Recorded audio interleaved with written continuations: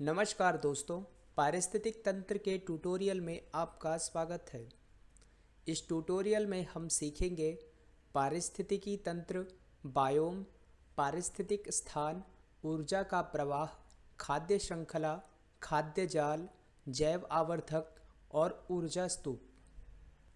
पारिस्थितिकी तंत्र हमारे आसपास के वातावरण के साथ सभी सजीवों की पारस्परिक संबंध को पारिस्थितिकी तंत्र कहते हैं।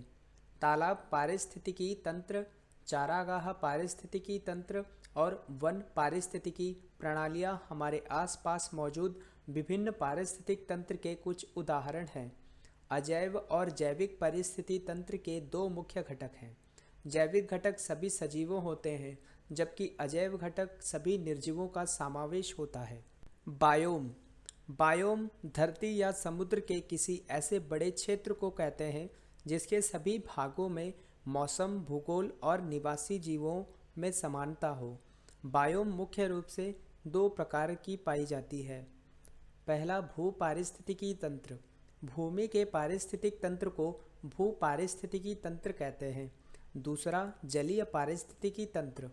जलीय पारिस्थितिकी तंत्र जिसमें मीठा जल और समुद्री जल सम्मिलित है और यह जल पारिस्थितिकी तंत्र के अंतर्गत आते हैं। भू पारिस्थितिकी तंत्र समान जलवायु परिस्थितियों वाले विभिन्न भौगोलिक क्षेत्रों को भू पारिस्थितिकी तंत्र कहते हैं। ये बायोम वनस्पतियों और उनमें मौजूद जीव की किस्मों द्वारा पहचाने जाते हैं। अतः यहाँ 6 स्थलीय बायोम है। पहला, विषुवत वृत्तीय वर्षा वाले वन। उष्ण कटिबंधीय वर्षा वन जो जानवरों और पौधों की विभिन्न प्रजातियों का समर्थन करता है, जहाँ अगले साल भर में वर्षा की बड़ी मात्रा प्राप्त होती है। दूसरा, घास के मैदान। घास के मैदान चराई भूमि है जिसका उपयोग चराई के लिए किया जाता है। तीसरा, उष्ण सदाबहार वन। यह बायोम सदाबहार वन होते हैं। चौथा, उष्ण मरुस्थल। इन क्षेत्रों में वार्षिक वर्षा 25 सेंटीमीटर से कम होती है। यहाँ कैक्टस, बबूल और अन्य कांटेदार पौधे पाए जाते हैं। पांचवा, ठंडे टुंड्रा वन। ठंड के कारण इन क्षेत्रों में काफ़ी कम वनस्पति होती है। छठवां, टैगा। यह नम जलवायु का क्षेत्र है जिन वनों में सुथरा और देवदार जैसे शंकुदार पेड़ पाए जाते हैं। जलीय पारिस्थितिकी तंत्र। जलीय बायोम जल का प्रभुत्व है। यह पृथ्वी के 75% भाग में घिरा है। इसके दो मुख्य क्षेत्र हैं, मीठा जल क्षेत्र और समुद्री जल क्षेत्र। पहला, मीठे जल का क्षेत्र। मीठे पानी के क्षेत्रों में बहुत कम नमक होता है। जब यह जल का आकार, गुणवत्ता और उसके प्रभाव पर निर्भर करता है।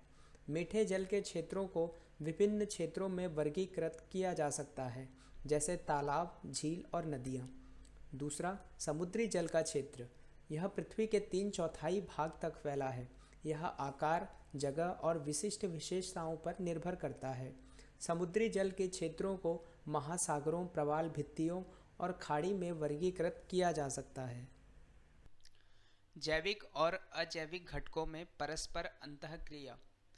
पारिस्थितिकी तंत्र जैविक और अजैविक घटकों दोनों में शामिल है। सभी सजीव अपने अस्तित्व के लिए अजैविक घटकों पर निर्भर करते हैं। जैविक और अजैविक घटक दोनों एक दूसरे को प्रभावित करते हैं और पोषक चक्र और ऊर्जा प्रवाह से जुड़े होते हैं। आकृति में हम देख सकते हैं कि कैसे जैविक और अजैविक घटक एक दूसरे के साथ जुड़े हुए हैं।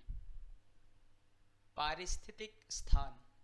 पारिस्थितिक तंत्र का प्रत्येक सजीव उस पारिस्थितिक में रहते, खाते और कार्य व्यवहार करते हुए विशिष्ट भूमिका का निर्वाह करता है। पारिस्थितिक स्थान जैविक और अजैविक प्रजातियों के वातावरण के बीच संबंधित है। आकृति पारिस्थितिक स्थान के चक्र को दर्शाता है। ऊर्जा प्रवाह। जीवों को विभिन्न गतिविधियां करने के लिए ऊर्जा की जरूरत होती है।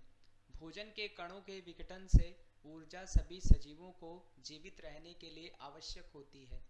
ऊर्जा निम्नलिखित विभिन्न जीवों के माध्यम से प्रवाह होती है। पहला, स्वयंपोषी जीव जो अपने स्वयं के भोजन का उत्पादन करता है, उदाहरण के लिए पौधे। दूसरा, वे पदार्थ जो अपना भोजन स्वयं नहीं बनाते परपोषी कहलाते हैं, जैसे जानवर। तीसरा, मृतोपजीवी। कुछ सजीव स्वयंपोषी और परपोषियों के रूप के मृत शरीर पर जीवित रहते हैं। ऐसे जीवों को मृतोपजीवी कहते हैं। ये प्रकृति के सफाई कर्मचारी भी कहलाते हैं। इन सफाई कर्मचारियों अथवा विघटकों में दीमक, कौवे, गिद्ध और सूअर आदि आते हैं। चौथा, विघटन। वे सजीव जो मृत सजीवों के शरीर का विघटन कर पोषक तत्वों को वापस मिट्टी में मिला देते हैं, उसे विघटन कहते हैं। उदाहरण, कवक और जीवाणु। हम आकृति में देख सकते हैं कि कैसे खाद्य श्रृंखला में ऊर्जा कैसे प्रवाह कर रही है। खाद्य श्रृंखला। पारिस्थितिकी तंत्र में भोजन श्रृंखला सजीवों के बीच की कड़ी है। इसमें एक पोषण स्तर के सजीव दूसरे पोषण स्तर पर निर्भर करते हैं। खाद्य श्रृंखला में पारिस्थितिकी तंत्र के विभिन्न जीव भोजन के लिए सदैव किसी दूसरे जीव पर निर्भर होता है। साधारण खाद्य श्रृंखला में 3 से 4 जीवों के बीच खाद्य संबंध होता है। यह आकृति 3 पारिस्थितिक तंत्र की खाद्य श्रृंखला को दिखा रही है। खाद्य जाल।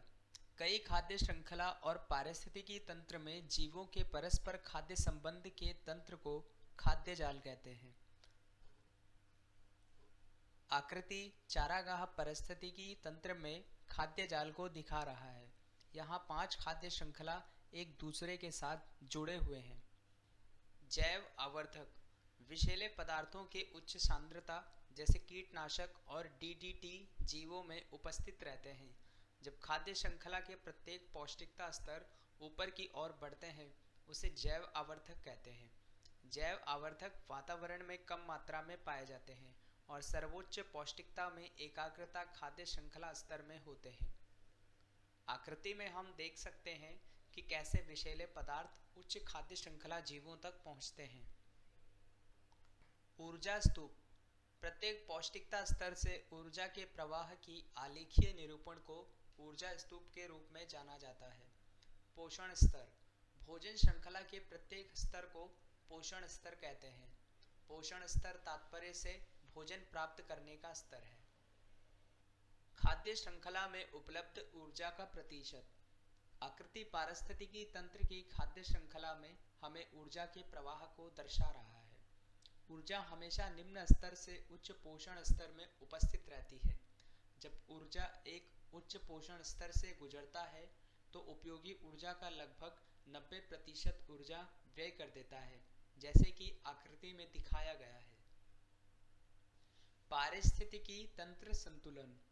प्रकृति ऊर्जा और विभिन्न प्रक्रियाओं जैसे परभक्षी शिकार, पोषक परजीवी, पर्यावरण तनाव अनुकूलन के निरंतर प्रवाह के माध्यम से पारिस्थितिकी संतुलन को बनाए रखता है, जैसा कि हम आकृति में देख सकते हैं। यहाँ आपके लिए कुछ प्रश्न दिए गए हैं। कृपया विषय वस्तु को दोबारा पढ़ें और स्वयं हल करें। यह प्रोजेक्ट भारत सरकार के MHRD के ICT के माध्यम से राष्ट्रीय साक्षरता मिशन द्वारा समर्थित है।